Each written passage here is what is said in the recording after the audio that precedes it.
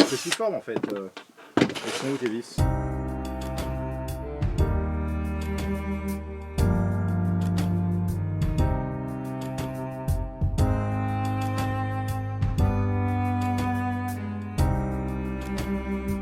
Bonjour.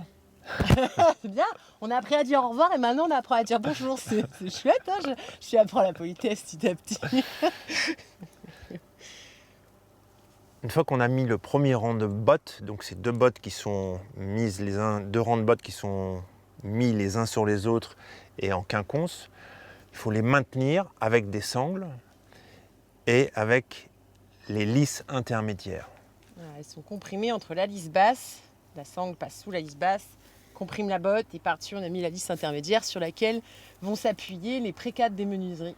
Et donc il faut que ce soit de niveau et avec le dévers de niveau dans les deux sens, c'est-à-dire dans le sens longitudinal de la lisse et dans le sens transversal du mur. Et déjà, les lisses, on les a faites il y a plusieurs mois, Ouais. donc elles sont vrillées.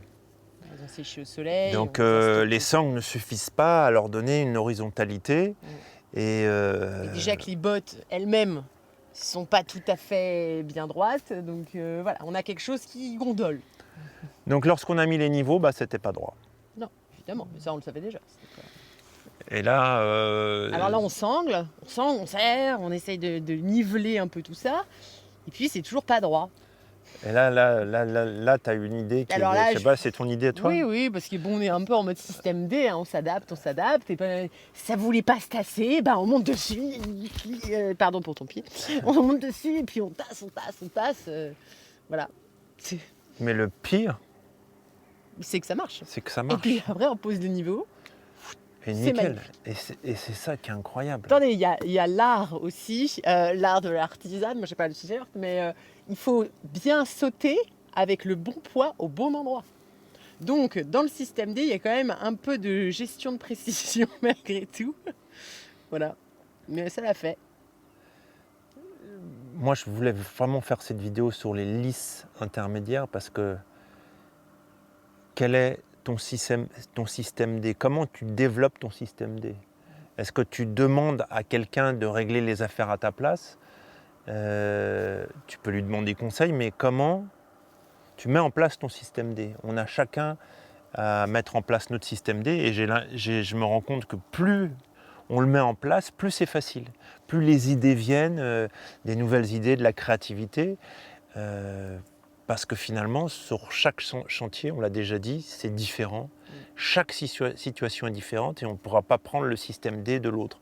D'autant plus que notre système D, il vient de notre éducation, notre passé, notre formation, toutes nos expériences, tous nos échecs. Et c'est ça qui est intéressant. Donc quand vous voyez des vidéos sur le système D des autres, ne vous basez pas sur ce qu'ils font, mais sur la façon dont ils raisonnent pour trouver ce qu'ils font. Voilà, pas mal ça. Ouais. Je savais que tu allais être fier de toi. Et donc, ne faites pas ça quand vous avez mal au genou. Petite pensée pour Grégoire qui a sauté et s'est fait encore plus mal au genou sur la lisse. Grégoire, mon cousin, qui est là pour nous aider pendant une semaine. Eh bien, bon système D, bon courage, à très bientôt. J'ai confiance en vous. Parce qu'il y a le système A et puis il y a le système D. Ça aussi, c'était pas mal. Et rendez-vous sur une prochaine vidéo.